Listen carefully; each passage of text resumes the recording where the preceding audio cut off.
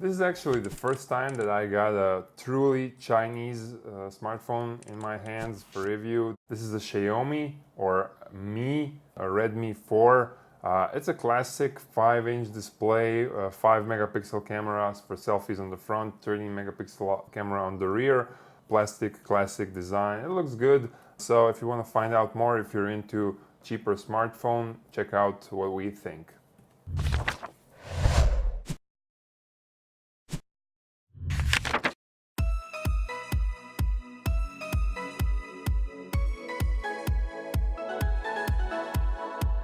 This is a first truly Chinese smartphone I ever had in my hands.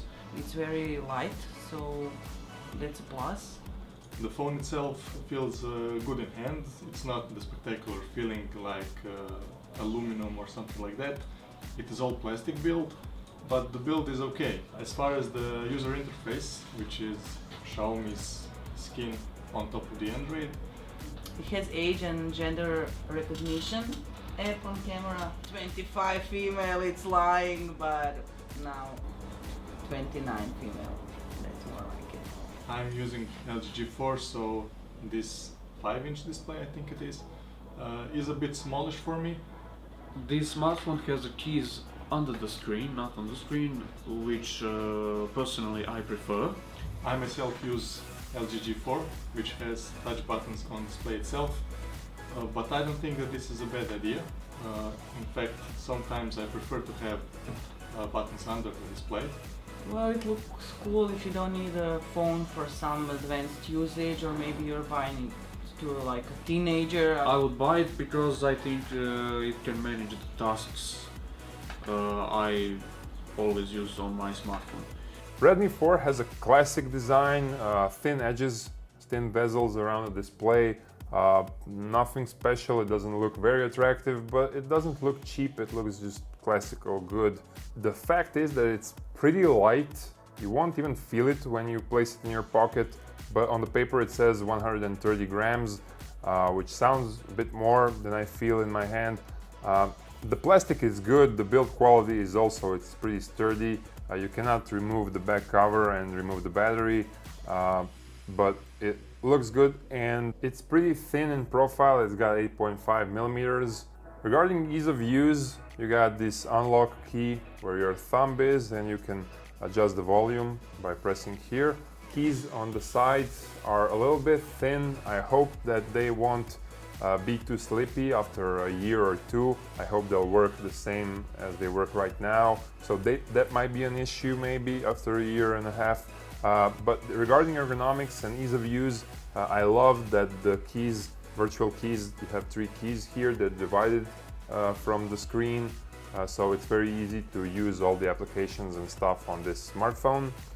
Now the 5-inch display has an IPS matrix, so you get pretty good viewing angles. This is an HD resolution, about 300 ppi pixel density. The colors look good. Actually, they look a bit sharpened, oversaturated a bit maybe, you know, to kind of look attractive. But it's good. I don't see pixels on display. Maybe if I take a closer look, I could see pixels, but this is just good enough. If it had a bigger resolution than HD, the battery consumption would be too big. If you go outdoors, the display will be visible. You don't get automatic brightness sensor, so you have to adjust it by yourself. It won't be great, but it'll be usable. It's not terrible on direct sunlight. Regarding battery, it's got a 3120 milliampere battery inside, which sounds pretty, you know, huge. But actually, the battery lasts for a day of advanced usage. For me, it lasted for a day, which is, you know, good enough. And compared to more expensive smartphones, the difference here is that you don't get fast charging. So it takes 2 hours to charge it up to 100%, and to charge it up to 15%, you have to wait for like 10 minutes or maybe even more. Virtual keyboard is good even for my bigger fingers because the screen is wide enough. This is a classic Google keyboard. The keys are not divided physically, you know, you get a comma and a point on the first screen. I think you can adjust this keyboard in the settings or on Google Play Store. You can find a different keyboard, but actually the keyboard is good enough. It's not that fast responsive. as I hoped it would, and as it is on the more expensive devices, but you get used to it. You get Android 6 Marshmallow, so you get the newest version, but it doesn't actually look as Google Android. It looks more like iPhone because all the applications are on the first screens and you can put some widgets. You get widgets with this device. They're not particularly attractive. They look classical. They're not ugly. They're just not, you know, beautiful as in LG or Samsung.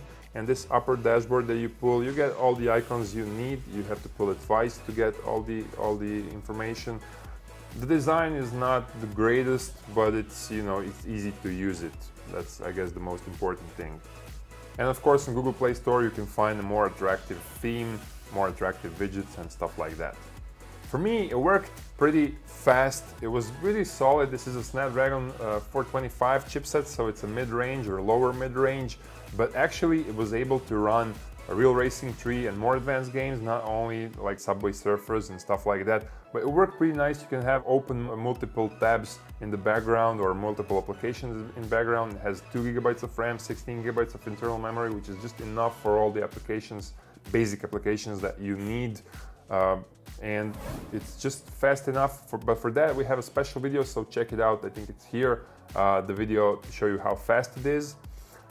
Now, regarding cameras, you get a front 5 megapixel cameras for selfies, and you get 13 megapixel camera on the rear. Now, the front camera gives you a bit pixelized photos, so it's not very awesome. It's good, but the rear camera is pretty good. It's got 13 megapixels, and you get really nice, clean images in daylight. In low light, the camera performance is not that well. And regarding sound, you have a speaker on the back. Now the sound is a bit shallow. It's not an awesome, but loudness is up to 80 decibels, which is pretty good. So you get a nice speaker. And I was surprised that when I put these expensive headphones on this device, the sound was just awesome.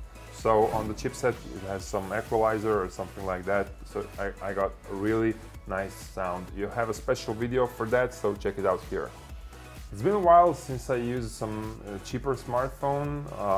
You know, I use the iPhone 6s Plus, and you know, I used Galaxy S8 and S8 Plus. So after a longer period, I got some cheaper smartphone, and I'm glad that the difference in hands between the most expensive and the cheap smartphone is not that visible anymore. You know, they don't look like shit anymore, which is great.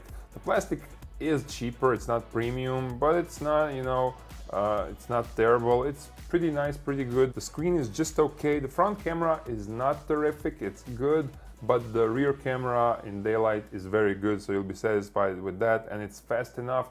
It can even run some more advanced games. So, you know, everything you need, you'll have. There is no big disadvantage on this device that you should, you know, that I should tell you, watch this, watch for this. It's just, it's an okay device. I'm pretty satisfied. And that's it. Thank you guys for watching. I hope I helped you with this review. Be sure to check how fast it is, the camera review and the sound quality test, and see you in some other video. Bye.